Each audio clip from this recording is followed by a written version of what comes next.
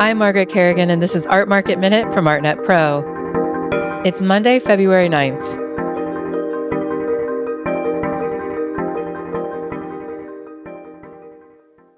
The inaugural edition of Art Basel Qatar just closed in Doha. This debut wasn't as focused on quick, big sales as other iterations of the major Swiss fair. Instead, there's a long game being played as the Gulf region seeks to establish an art market that can support collecting and artistic production for decades. Egyptian artist Wael Shawky took an unusual role as the artistic director of the first Art Basel Qatar, marking a rare instance of an art fair being curated, and by a practicing artist at that. Best known for representing Egypt at the 2024 Venice Biennale and lauded exhibitions at institutions like Tate Modern and MoMA PS1, Shawky has become more deeply embedded in the Gulf's cultural scene as of late, including his recent appointment as artistic director of Doha's Fire Station Contemporary Art Space and Residency Program. At Art Basel Qatar, he helped shape a fair that aims to reflect the region's realities, with a focus on equitable representation for artists and galleries from the Middle East, and a revamped layout that focused on single artist presentations. Shawky sees the fair not just as a market platform, but as a site of cultural production, one that invites a longer-term conversation about sustainability and regional infrastructure. I spoke with Shawky on the fair floor about his curatorial vision for the fair, the challenges of building a sustainable art ecosystem in the region, and why market infrastructure alone isn't enough to support artists in the Middle East. You mentioned at a press briefing on Monday that you were originally a little unsure about producing an existing fair model in a new geography, but that this new format kind of allowed you to bring artists and galleries from the region into conversation with more international outfits. And that this art fair was not maybe just a marketplace, but the opportunity to build a cultural platform, one that is responding to the realities of this region.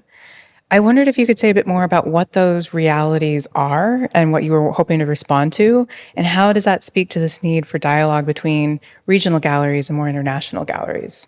In the beginning, of course, I was a bit hesitant about accepting this. And after a lot of conversations, I was extremely happy, and I found myself, it's actually part, maybe it can be part of my responsibility, because I'm always feeling that next to my artwork, I would like always to make educational platforms. And to complete the cycle between the museums, the institutions, and the education, you still also need this professional art market.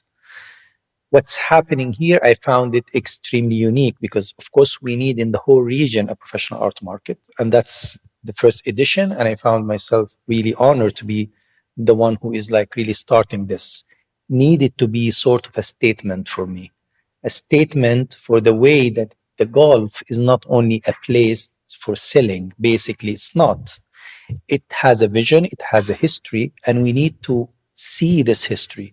And to see this history, we need to see it through this type of exhibitions. How can we really break the gaps between the marketplace and the creativity of the artist itself? So that was really the first moment when I said, yes, okay, I will do that.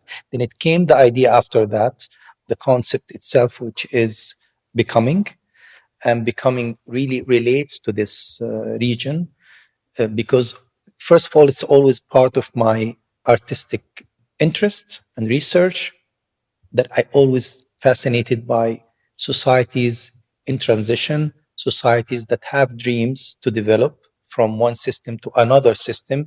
Usually it's a dream for moving to a higher system, to become better, basically. So for me, the Gulf can be a metaphor for this type of transformation. And that's why it's unique.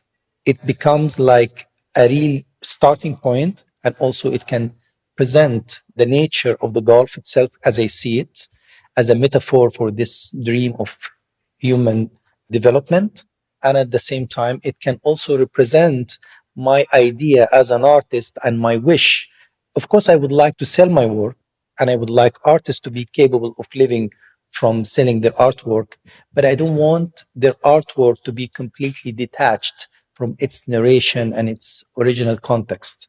So that was really the reason to make this exhibition this way.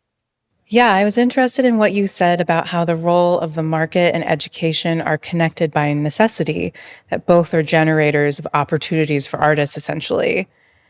The idea here that it's very extremely difficult for me to convince a young artist, whether here in the Gulf or even in Egypt, where I'm coming from, it's difficult to convince them to leave everything and just to focus on their artwork. You need to have this idea of professional art market for them next to what they're doing. Of course, my ideas always belong to establishing platforms that is bringing sort of intellectual discourse. And this is really my main concern more than the market. But also, I'm always facing this because of the education. Whenever I have meetings with young artists, and it's always the concern that how to convince them that this is their own career. Because for me, art cannot be just a hobby, it needs to be a way of living, and it has to be everything. So it's very important when you speak to young generation to be capable of convincing them that this is also a way for them to live on it. That's what is happening now. I think this is the way we're trying to construct everything at the same time, the educational system at the same time, the professional art market. In the lead up to the fair, some have raised concerns about censorship, or at least self-censorship, among artists or dealers who are showing here because of political ideologies and policies in place in Qatar, especially when it comes to works that question the state and or address LGBTQ issues. How did you address these concerns as a curator? And do you think that these kinds of fears of censorship could hinder artistic production and contemporary market growth here? As I said before, I can be also censored in Germany.